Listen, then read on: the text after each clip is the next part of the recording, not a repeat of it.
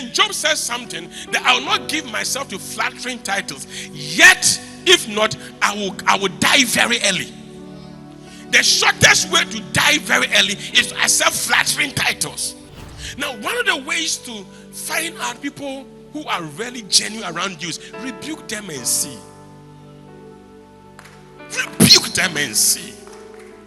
If you cannot be rebuked, you are a flatterer, you are a deceiver, you are a pretender. The venom in people is exposed when you rebuke them. You know what happens to us? We allow people to influence our countenance and our atmosphere, and that attracts wrong spirits. So in Acts chapter 16, you would have read a story where Paul is going from place to place, preaching, doing God's will, doing God's work. And as he was preaching, the Bible said he met this lady who kept giving him fans. You are the servant of God. You are the great man of God. You are a powerful man of God. And Paul realized that this praise, this the way they are praising me, it doesn't sit well with my soul. It doesn't. Some people who clap, listen, let me tell you this one. Mosquitoes were flying in town. And as we're flying, people were clapping, giving them fans. So the baby mosquitoes told the mother that these people, they like us, the way they are clapping for us. And the mother, they are not clapping, they want to kill us. It is not every clap that is to take you to your next level. Some of the clap is to finish you. No, you didn't hear me. Okay, you said, let me give you an example. When David killed Goliath, the woman began to sing and to praise, and David was enjoying the palace. But that thing made Saul jealous and drove David out of the palace to spend the rest of his life till he becomes a king in captivity.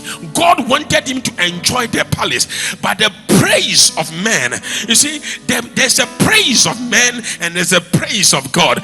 You shouldn't accept the praise of men. Please, you are not here with me. You think you didn't get me. Let me tell you this. This is what I do. Maybe you can learn from me. The only people I allow them to praise me are people who are better than me.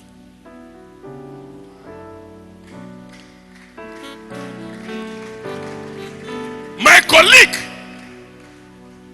people below me, it doesn't tickle me. If somebody better than me, let's say Bishop Fredado comes and says, you are doing well, I say, you can tell me I'm doing well because you don't know my capacity. And sometimes we allow people who have done nothing. Like I have cases in the choir where people sing and they come to me and say, you are not singing well. You need to have cases. But the chorister said, I did well. Sometimes even tell me the music that does I did well. I said, they lied to you. Recently, they were doing auditioning here. And one of the new girl, wasn't named Pamela, she was singing. And when she sang, the auditioners just let her go. I met her, I said, how did they say? They said you did. I said, no. When you were singing, you couldn't breathe. You couldn't go. I said, yes, I was tired. How did you know? I said, yeah, I know music small. Yes, that's not my area. You see, the problem with most of us is that we like the praise of men. Praise of men will limit you.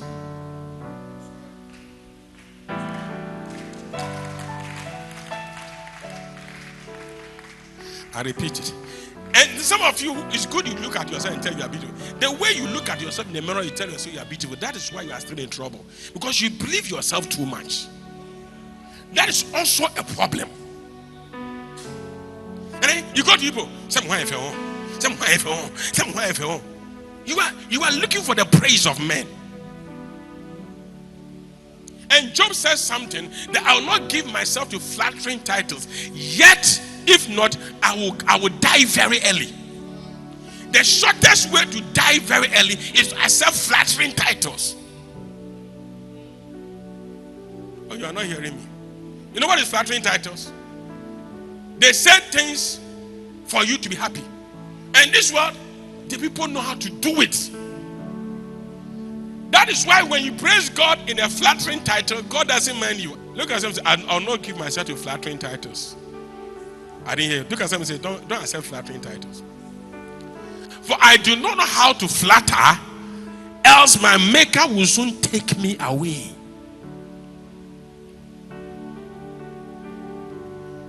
Don't tickle yourself and laugh. But you said I should encourage myself. Yes. Encouraging yourself is different from tickling yourself. Encouraging yourself is telling yourself the truth. Please, are you here with me? I say, if I was really in the world, if I was really in the world, I would have not been a millionaire. There are colleagues like you who are still in the world, who are still poor. Let's not deceive ourselves. It's because I'm serving God. That's why I'm where I am. It's not. Sometimes it is not true. I think I'm not preaching well here. Oh, are you here? You are not. You've gone home. Say, I do not know. Give me original King James. Say, I do not know how to flatter. Let me tell you this. Learn this. Ask this. My wife will tell you, I don't know how to flatter. If your dress is not good, if your hair is not good, I won't say it. If I say it, then I really mean it's nice. If you can ask, is it nice? I say,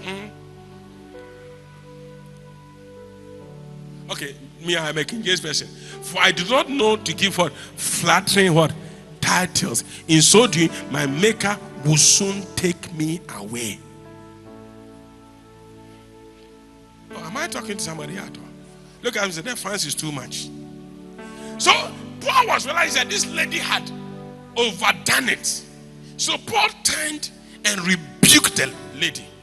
Now, one of the ways to find out people who are really genuine around you is rebuke them and see. Rebuke them and see.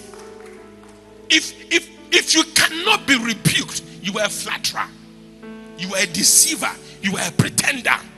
The venom in people is exposed when you rebuke them.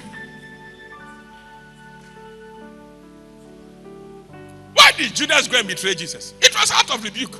John 12.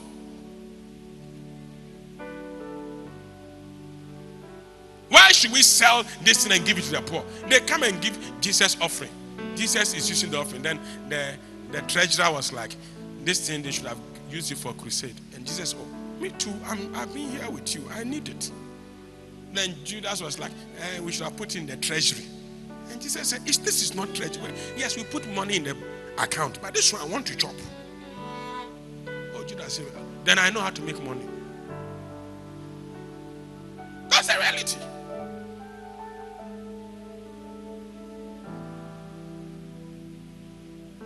Oh, amen. Years ago, I remember my spiritual father, the first time he came to us in Malam, he said he will be sending money to the church. The poor church, hey! He said, but not to all of you. I'm sending it to my son. And he said something that I like. He said, no visioneer can steal from his vision. There is no way, I love this work than anybody. There's no way you bring me money. I'm a founder. I'm not just a general overseer. And I will not put it into this project. If I have to chop, it's because if I die, this work cannot continue. So I need to survive first. But you don't hear me. Oh, yes. If you work at Milo factory, and I come to your house and there's no Milo, I'm not sure you work at Milo factory. Is it true? If you work at farm milk, there should be farm milk in your house.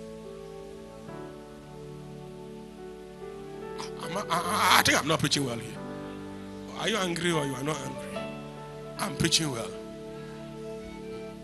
So when Paul rebuked the lady and then Paul cast out the spirit, the lady's spirit left, and then the people who were feeding the lady. You see, sometimes that's the problem. There were people who were around the lady who were making money out of the lady.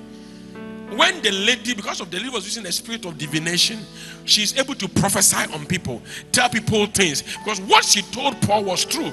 It's not everybody who tells you things that are true that they mean well for you. They are telling you the truth so that they can use it to worry you.